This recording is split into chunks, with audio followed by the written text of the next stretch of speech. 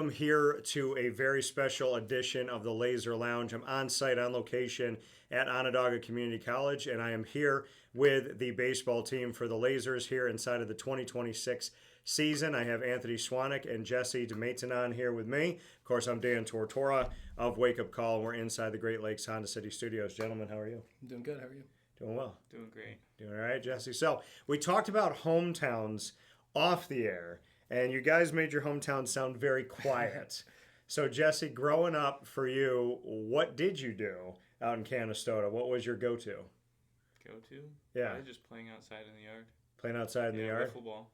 Play football? Wiffle ball. Wiffle ball, okay. And football, but so, wiffle ball was how good? Because obviously it's different. A wiffle ball is a little. You gotta hit it with a lot of power. So, how good of a wiffle ball player are you?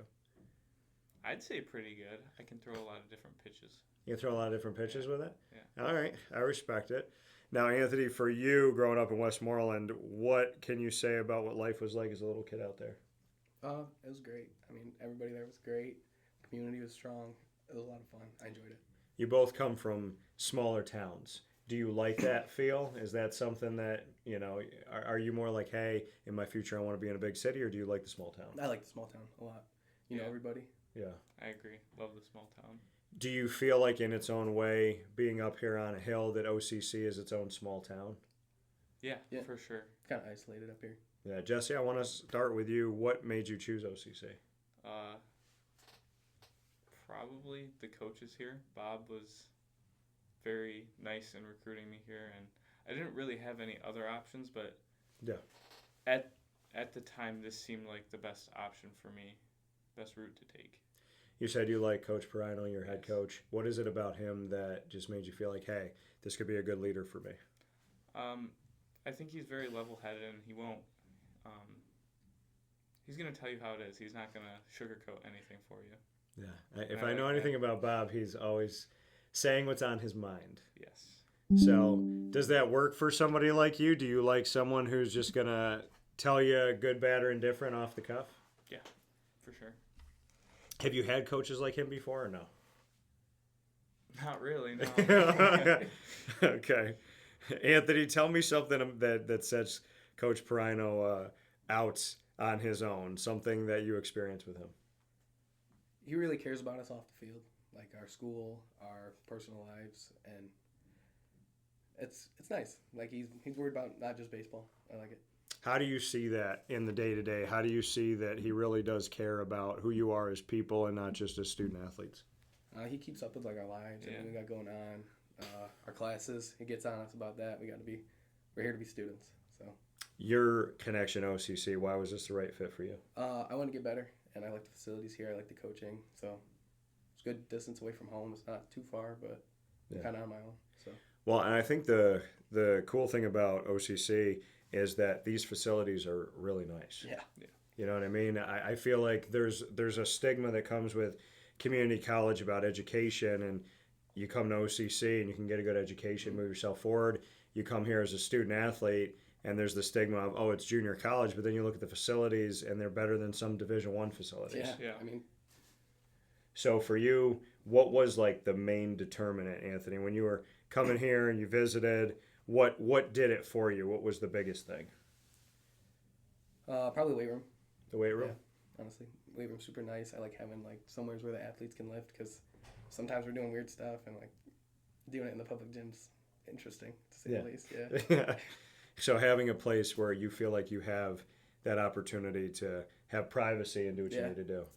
What about for you, Jesse? What would you say is like the main thing that you look back on and say, once I saw this, that was it? Probably the field. The field's so nice. Probably the best in Central New York around here. I mean, I don't think any of the teams that we play have a field that could top this. But... Yeah. So having a field that you just feel like is the best of the best. Yeah. Yeah. And I mean, that goes back to the facilities, and shout out to Onondaga Community College for putting in the resources for that. Jesse, share with everybody the position you play, and if it was always the position you wanted to play. I pitch, and last year I played a little first base, but it's always been pitching. I've been blessed with some natural talent to throw the ball hard, and yeah, I like pitching. So you always wanted to be a pitcher? Oh yeah, for sure, since a young age. Do you remember your first experience on the field as a kid? Can you go back to it? Yeah, I think I was playing, I want to say second base. Okay. Yeah, and I'm a lefty, so that's weird. But it was in Little League, so. Yeah. So when did you start pitching? Probably that same year. Okay. But I don't know. Favorite pitch you throw? Do you have one? My fastball. Your fastball? Yeah. What is it like when you're training your body to do this? I think some people dumb it down to you either have speed or you don't. You either have good positioning, you don't. But there's so many nuances that go into what a pitcher has to do and keeping your body healthy, because the motion of being a pitcher is not a motion your body is supposed to actually do, which is why Tommy John and all these things happen. So what can you say about how you pitch and maybe what's different about your game? Like what would people not see that you're like, this happens all the time and people never talk about it? I think the recovery process is huge. Usually I'd say probably 1 to 2 hours after I throw, I'll go up into the AER, do my shoulder and UCL stuff. Yeah. And then scraping is huge. That helps out a lot. So bring people into that don't know when you talk about scraping. It's like a metal tool, and you get some type of lotion or biofreeze or something like that, and you scrape it into your skin. Like usually I'll do the back of my shoulder and then my forearm, and that helps. It breaks up the soreness. So the recovery process for you, like you said, what people don't talk about, how long in between games, you've talked to us a little bit about the process, but just kind of systematically, what do you do first and then second, and then like how much time is in between, so to speak? So you pitch today, bring me into what happens. Tomorrow, so if I pitch tonight I would probably scrape, and then tomorrow I'll do a super heavy lower body lift. Okay. And then the day after that I'll start throwing again. And do you feel like you've kind of figured out, hey, this is my body and I'm doing it the right way at this point? I think that's been a big part of being here, is it's all on your own. So you have to know your body and what you need to do to be ready to go play again. I appreciate that. Yeah. And obviously you sharing that. Anthony, for you, share with everyone your position and if it was always your plan.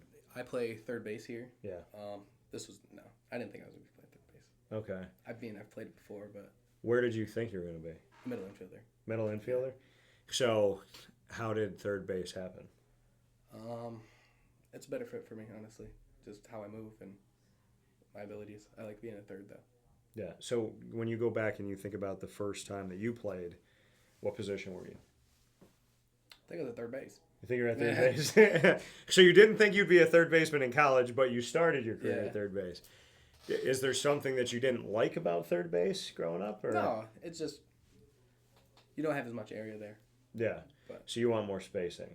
Yeah, but I don't need any more spacing. I'm good with what I got over there. You're good with what you got. What is it about third base that you love the most? Honestly, it's super scary, but when people are just rocking them at you, when you don't have time to think and you just got to get it, I like that. What goes into here comes a line drive right at your face? Bring me into that split second. Usually I'm like, oh man, and it's either I get it or I'm getting smoked. But your reaction time has to be incredibly fast. Yeah. How have you worked on having those reflexes? I know some of it is innate, right? It's kind of just you. It's God-given. But then what did you do to work on that skill of being able to react so quickly? Well, I played a lot of sports like through high school. I've never really had a problem with like reaction time or tracking, but I will do like juggling and like just tracking stuff to try and keep it up. So you work on juggling? Yeah, I do. I enjoy juggling, yeah. Okay. How does that help your overall game at third base? I think it's good. I mean, knowing where everything is, tracking, like fast hands. Did you get that did somebody say to you like, hey, try this out, or did you just like start doing it and say how this works? It was one of my travel coaches was like, "Ant, you look like you could juggle," and I couldn't, so I couldn't let him down. I had to learn to. You had to learn to do it. So you know how to do it now? Yeah. Pretty well? Pretty good. Okay. If, Anthony, I'll stay with you on this. If Jesse switched to third base and you switched to pitcher, who do you think would be more competitively sound? Me. We threw against each other in high school. You threw against each Yeah. other in high school? So you think you'd be a better pitcher than Jesse would be third baseman? Yeah. And Jesse? he's left-handed. He's to spin in the circle and throw it to Not a first. chance. Not a chance. Why? He's lying. Because I've seen him pitch, and I just know that I could do a better job at third base. He's lying. You do a better job at third base. How strange is it being a lefty and being on the right side of the field? Like, how weird is that if you were to be there? Because you talked about playing second base and having to turn. So, like, bring me into. I mean, is it normal for you at this point? If you had to go there, you could do it, or does it just mechanically feel weird? I think I could do it. In high school, we didn't have a lot of players on our team, so occasionally the third baseman would come in to pitch for me, and I would have to go play third base as a lefty. Got the job done, but How did you It's get weird. around the strangeness of being all the way to the right side of the field, but it being left-handed? I don't know. Well, you're in left. I mean, you're in left, but Yeah. I'm saying from your point of view, Yeah, this is the line, and you got to go this way. I don't know. I like making athletic plays, so I Yeah. think just goofing around with my buddies helps. Like, not. Sometimes you have to not be so serious and just go Yeah. play shortstop. Why not? You're lefty, go play shortstop. Yeah. I think that helps. If you had to switch to your right hand, I love the face you just made. If you had to switch to your right hand, where would you trust yourself more? Hitting, pitching, or fielding? Probably fielding. Fielding? Yeah. Okay. Definitely not hitting or pitching. Anthony, if you had to switch to your left hand, Hitting, for sure. hitting? Yeah. Why? I'll hit lefty occasionally. You will? Yeah. Well, now, how did you build the comfort of that? Because it had to be weird in the beginning. Yeah. Not in games, but like when I'm like training, just to get the body moving different, try to teach yourself how to move. So for you both, as we're here in this 2026 season, and obviously we're in winter in the Northeast, where down south it's like 70, 80 degrees. How do you navigate that part of it? Where you have to practice indoors, where, you know, obviously it's been wet outside forever, there's snow piles everywhere. How do you guys try to simulate and be prepared for a baseball game when you have to deal with elements that other teams aren't dealing with necessarily? I'll start with you, Anthony. Well, honestly, we'll get outside, like to throw out outside of practice. We're blessed to be able to go off campus and hit in a facility where we can see ball flight a little bit, do lives. So I think that's really great for us, being able to get a little bit. But it's tough, especially when you're out there, you're playing 14 innings and it's cold. Yeah. But we try and prepare, and we Yeah. get outside as soon as we can, start getting acclimated to the elements. What about for you, Jesse? What can you say about having your body ready and prepared, knowing that, you know, most people view baseball season as the warm time of year? Well, I think that just being outside in the cold, like yesterday it was like 38 degrees, but it felt so warm. I think Yeah. our bodies naturally just, It's a heat wave. yeah, I think our bodies naturally adjust to being cold, especially for so long, I think. I would agree with Yeah. that. This has nothing to do with baseball, but I'm interested because you both have different styles. What your hairstyle? Why choose it? Why give me that Randy Johnson-esque, who I appreciate as a pitcher, but why bring the hairstyle you got? I've probably been rocking it for probably a good 3 years now, but no, I like the mullet look, but Okay. obviously I need a haircut. It's way too long right now. So are you gonna shorten this but keep the back the same? No, everything will stay the same length. Everything will stay the same length. Okay. Anthony, what about you? You got it up here, you know, and you got a little thicker hair. Yeah. So what did this style for you? Were you ever short haired or not? I've had some interesting hairstyles. Okay, why this one? I let my buddy cut my hair. He's learning how to cut hair, and this is what he gave me. I like it though. That's what he came up with? Yeah. Would you ever rock the party in the back like your teammate? Oh yeah, here? that's what I had before. She Oh, you moved did? down, yeah. Okay, all right. So what are the chances that you may go back to it? I like it. They're high. I've seen with baseball teams before that I've talked with that as they get closer to the postseason and the hope of making a run, they will either dye their hair together or they'll all rock the same haircut. Yeah, we've got something cooking up. Yeah. So. What's cooking for 2026? Buzz cuts. Yeah. Buzz cuts? Yeah. For everybody. Yeah. Not we're trying to push it, but Okay. That everyone just shaves it all down? So for you, I mean, it would look completely different. And for you, it would look somewhat different because you have a little bit shorter hair, but are you guys for it? Are you okay with it? yeah, I think I'd be down for anything. Down for anything. So in order for the buzz cut to happen, what would essentially ignite this? Like what's that, the dominoes that fall, what has to happen that we go, okay, it's buzz cut time? I think we just have to beat the teams we need to beat and then Okay. throw in one surprise there, then get to the playoffs, and there you go. So this would be a pre-playoff buzz cut. Yeah. Okay. All right. Well, I hope you guys win the games that bring about the opportunity. we should. Okay.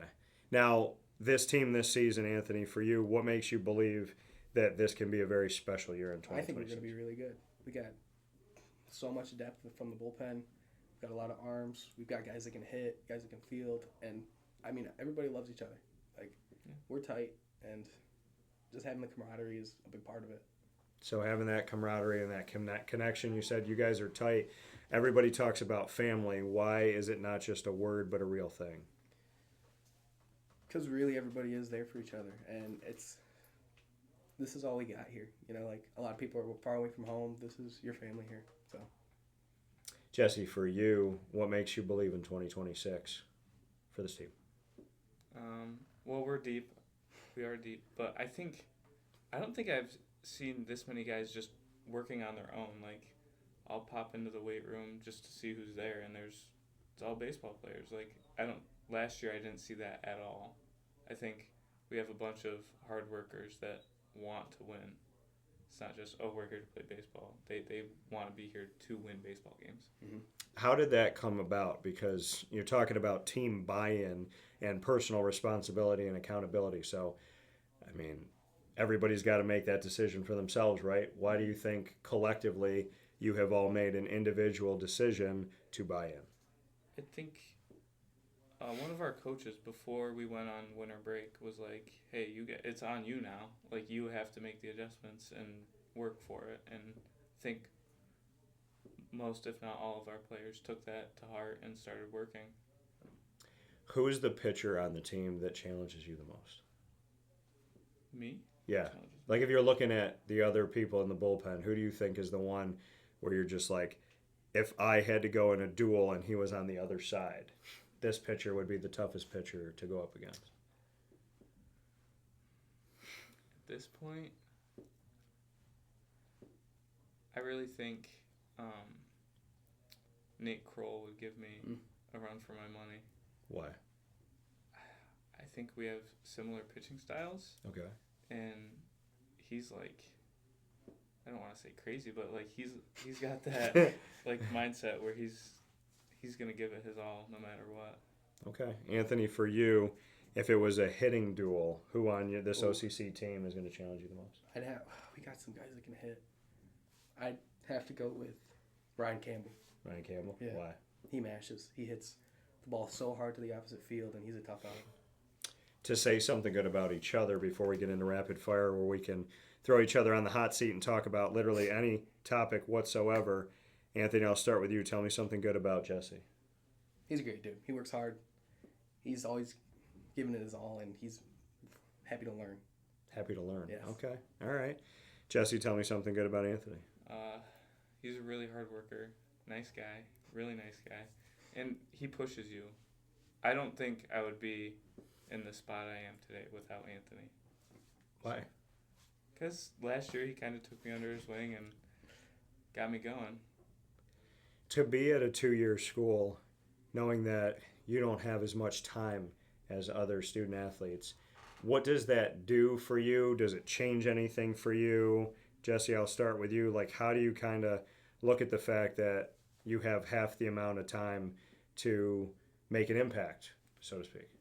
I think that OCC has given me a good chance to grow, and now I know what I need. So going into the next 2 years, I'll know, and I don't think I'll have any real challenges. Do you already know kind of like where you want to go? Or divisionally where you're... I don't know yet. We'll see. Okay. Would you look to stay local or would you go elsewhere? I think it depends the level. Yeah. Yeah. Okay. Local-ish. Local-ish. Okay. Yeah.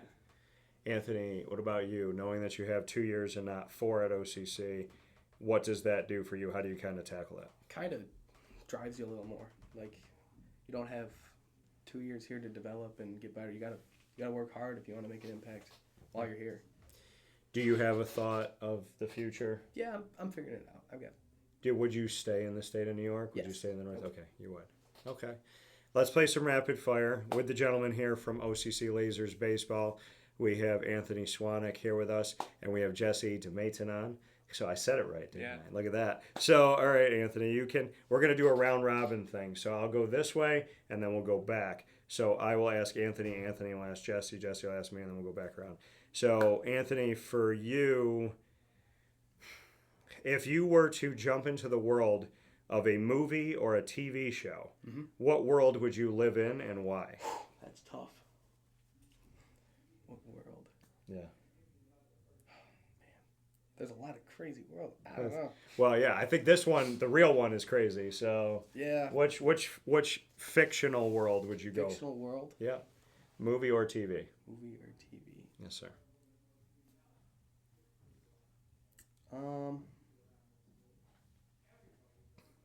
I'd go with Supernatural. Yeah. Supernatural. Okay, Yeah. why? Because that's absurd. Like, that's awful. Honestly, that'd be so crazy. So, would you want to be fighting against the Yeah, craziness? Yeah. Okay. All right. Now, what's your question for Jesse? Jesse, I'm gonna have to go with your go-to beverage. Oh man. I'm gonna take a drink of water while you answer.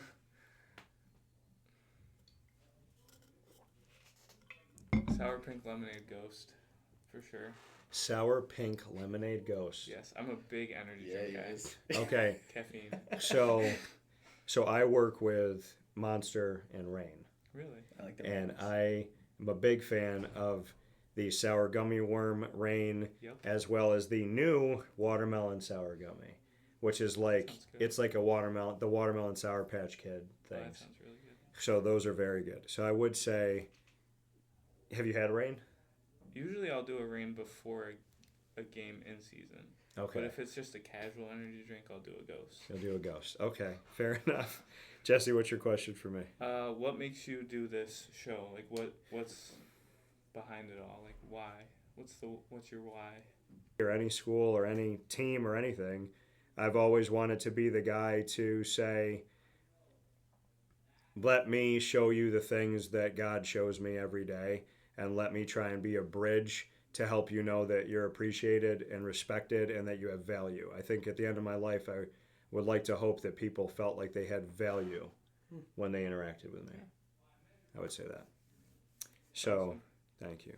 Yeah. My question back to you, Jesse. So let's talk about value. I'm going to have 2 questions for you. They're totally different. I've never asked this one before. But if you were in a supermarket challenge and they gave you 15 minutes to run through Walmart or Target or one of those, what would be the things you'd put in your cart? If they're like, you didn't have to pay for any of it, they just said you got 15 minutes, grab what you want. What would you throw in your cart? I don't know. That's a good question. I think. I don't know. I don't want to be that guy, but like grabbing gift cards so I could prolong the time that I had to think about what I need. That's a very smart answer to say instead of taking stuff, I'll take gift cards so I continue to give myself things. Yeah, I think. Beyond. That's smart. Yeah, I don't know. Because you could take the whole rack of gift cards at that point. and still have Yeah. time. My second of value is beyond monetary and materialistic. What do you value the most in your life? Definitely my family. I'm a big family guy. Who of your family would you consider to be like the biggest support when you say that? All of them, really. We're super close with each other. If I had to choose, probably mom or dad, but Okay. every day mom and dad will text me, and then sister and brother will text too. But like it's just always nonstop support from them. And yeah, my family. That's awesome. Hold on to that. What do you have for Anthony? What's your question for him? If you were to ever write a book, what would it be about?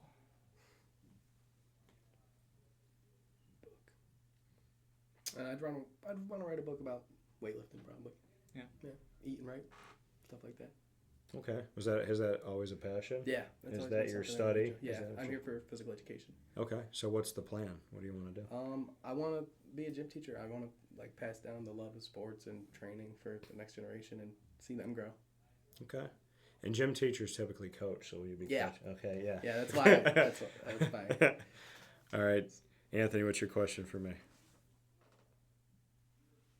So what did you do to get into the position you're in now? Like, did you go through schooling or?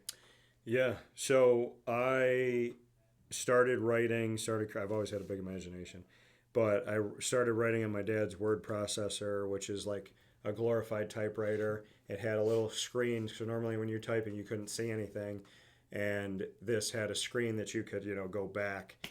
And 5 years old, my dad, I'd wake up on a Saturday morning, he'd put it on the kitchen table, I'd climb up on the chair, and I'd just start typing out, creating stuff. That word processor sits in my office now to remind me how I got started, and my office is connected to my studio. So yeah, I mean, I've always been a storyteller, and then I went to school for digital media and broadcasting, but I studied screenwriting, I studied theater, the technical side of things. I was the person that's like, I'm not going to be the guy that's just on camera. I'm going to learn, how does the camera work? How does the lighting work? I created graphics that my teachers didn't know how to do in college. I created a ticker, like how you see on ESPN. I painted studios. I directed and produced. I created graphics, and I wanted to learn all of it so that I could be the one-man band and have value. And yeah, so I mean, I've had a passion for a long time. I love sports. I played basketball, played Little League baseball, and I played a lot of pickup football. And so, I collected cards.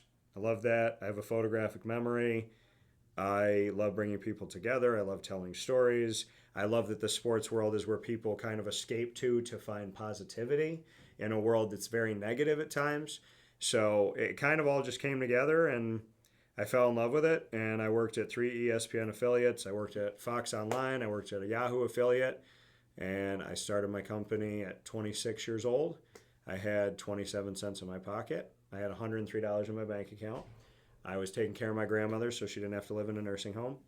And that was over 13 years ago. I've worked more for myself than I worked for ESPN, Yahoo, and Fox combined. And I've been broadcasting for over 22 years. And I genuinely feel the age of you both because I'm so passionate about what I do. Like, I actually feel like I'm literally walking out of college and like getting after it. So, Awesome. yeah, I absolutely love it. And I love what OCC brings to the community and what the Lazers bring. So, I want nothing but the best for you guys. And you'll come to know that I want you to win. But if you don't, I'm the exact same person to you. So with that being said, for Jesse, Thank you.